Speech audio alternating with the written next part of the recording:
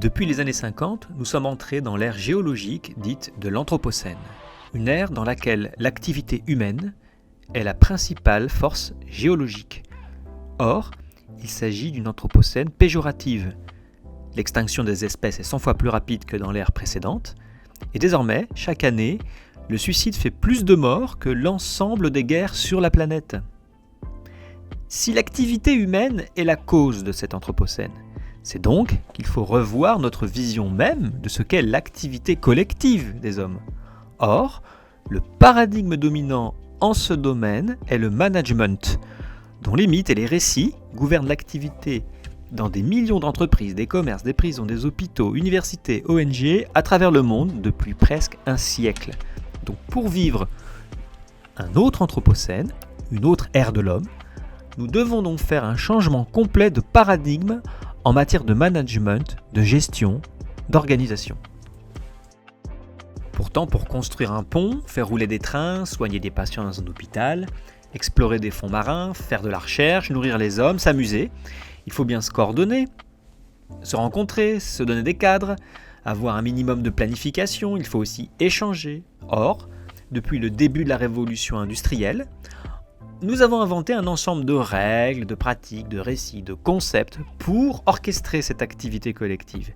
Et cet ensemble polymorphe, on le nomme du mot valise management. Selon nous, il s'appuie sur 4 mythes fondateurs. Le premier mythe, qui est imposé par les économistes, c'est que l'activité collective a comme but principal de satisfaire des agents économiques rationnels. C'est la fameuse thèse d'Adam Smith. Ça date du XVIIIe siècle. Le second mythe, qui est issu de l'impérialisme des grandes nations en particulier, c'est que on veut croître et que pour croître, on a le droit, on peut, on doit exploiter les ressources naturelles. Le troisième mythe, qui est issu plutôt des sciences de gestion spécifiquement, c'est qu'on a besoin de règles et de pratiques pour faire quoi ? Pour améliorer la performance des organisations. Et le quatrième mythe, qui sous-tend le troisième par exemple, c'est que, et c'est issu de la politique, c'est que l'arrière-plan dans le fond de l'activité collective, c'est quoi ? C'est la guerre économique perpétuelle. Ces 4 assertions sont des mythes, parce que ce sont aussi des affirmations qui sont auto-réalisatrices. C'est-à-dire qu'à force de les dire, de les croire, de les enseigner, elles finissent par s'actualiser réellement dans le monde. Le problème, c'est qu'elles sont ancrées dans une vision dualiste du monde. Une vision dualiste, une ontologie dualiste, une vision du monde dualiste sépare les choses. L'homme de la nature, le corps de la pensée, le nord du sud, le client du fournisseur.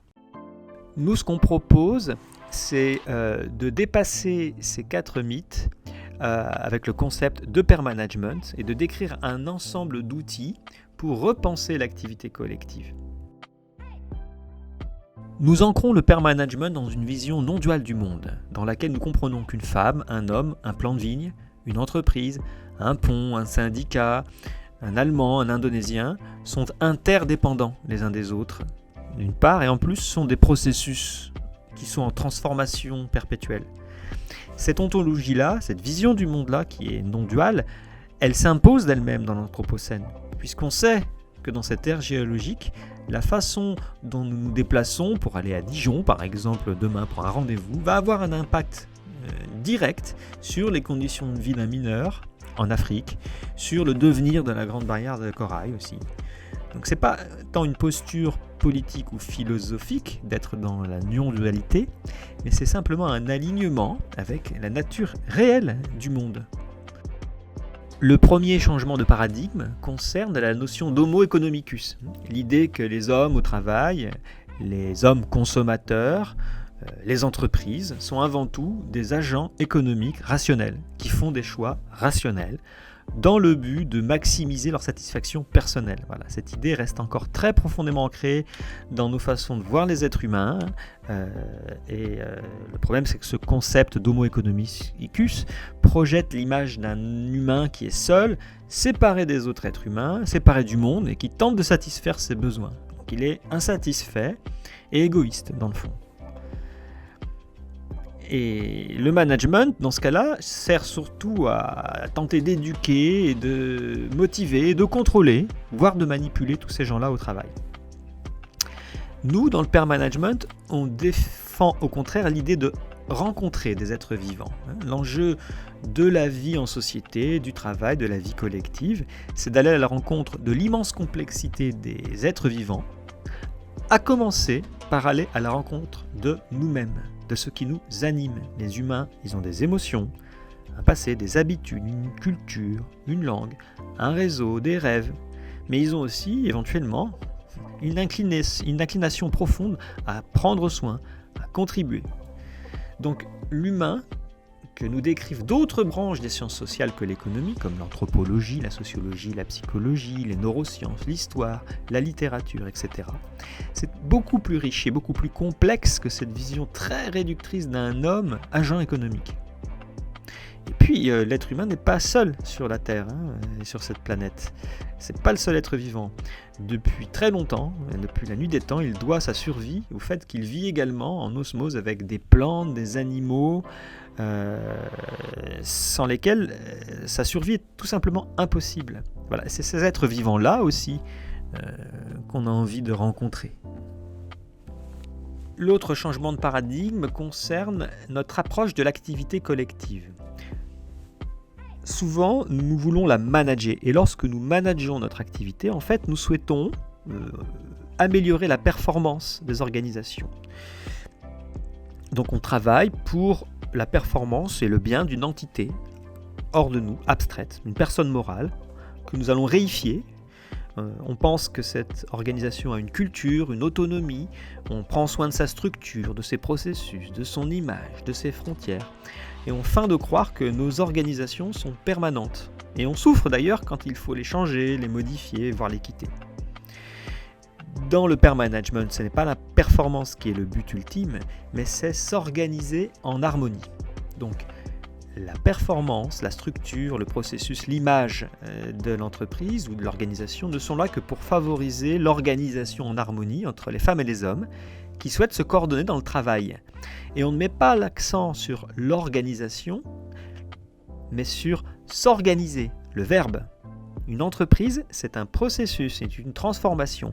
C'est le résultat des efforts combinés comme une flamme. C'est plus un verbe, une action en train de se faire, une entreprise, qu'un substantif ou un objet.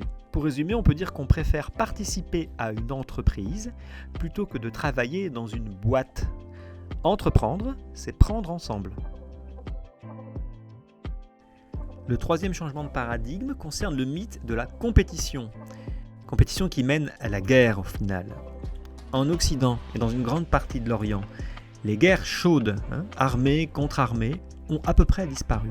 Mais elles ont été remplacées par un climat perpétuel de guerre économique. Chaque année, ces guerres font des millions de morts. Morts de stress, de maladies chroniques, de pollution, etc. Et cette lutte incessante se propage à tous les niveaux. Il y a la compétition entre les États-nations, entre les économies, entre les continents, entre les cultures, les sexes, les entreprises, les employés, les équipes de sport, les partis, les pour et les contre. On crée systématiquement deux camps, deux antagonismes, une dualité. Et on est attaché à ce mythe de la compétition. Et tôt ou tard, la compétition, malheureusement, mène à la violence. Et ce qu'on attendrait, nous, c'est un discours d'après-guerre. Lorsqu'il y a une guerre, habituellement, il y a des gens qui défendent la paix ensuite. Donc on a besoin d'un discours d'après-guerre économique. Justement, il veut porter un discours de paix économique. L'activité collective, pour nous, n'a pas comme objectif d'être une lutte et de gagner le combat contre les autres. Son horizon, au contraire, c'est de créer, d'échanger, de partager des ressources, des connaissances, de la nourriture, des jeux, des loisirs, pour le plus grand nombre, et en respectant la place de chacune et de chacun. Donc on parle volontairement d'ailleurs d'échanger, parce que l'échange commence souvent par le don, et que le don est à la base de toutes les sociétés humaines. Ce que l'on souhaite dans le pair management, c'est échanger dans la paix économique. Le quatrième changement de paradigme que nous proposons concerne notre relation au monde. Dans une vision traditionnelle, dualiste, le monde, et en particulier le monde naturel, apparaît comme un décor pour l'activité humaine. Il y a une séparation, une grande fracture entre l'homme et la nature. Dans les racines du management, né au XIXe siècle, dans la période où la Terre semblait infinie, plate, la nature est un stock, une corne d'abondance naturelle qu'il faut exploiter et transformer. Mais dans le pair management, nous comprenons enfin que les êtres humains sont une partie de la nature. Nous sommes de la poussière d'étoiles, mais bien plus encore, nous sommes la poussière de la planète. Nous en venons et nous y retournons. Un être vivant n'est que l'expression temporaire d'une possibilité de la planète. Dans nos activités collectives, lorsqu'elles sont faites avec cette conscience-là profondément enracinée, notre plus belle motivation à travailler, c'est aussi de prendre soin de notre terre-mère et donc prendre soin de nous-mêmes et de nos enfants. Au final, le pair management, c'est aller à la rencontre des êtres vivants pour s'organiser en harmonie afin d'échanger dans la paix économique en prenant soin de la terre-mère. Donc dans notre schéma, ces 4 cercles se chevauchent et finalement délimitent d'autres territoires. Nous avons en particulier le mot libre qui vient se dessiner et qui vient surmonter, adoucir, dépasser la nécessité de commander et de contrôler. Nous avons également le mot équitable qui vient s'inscrire pour venir dépasser l'idée de la compétition. Pour dépasser l'idée de l'accaparation, nous parlons de durable.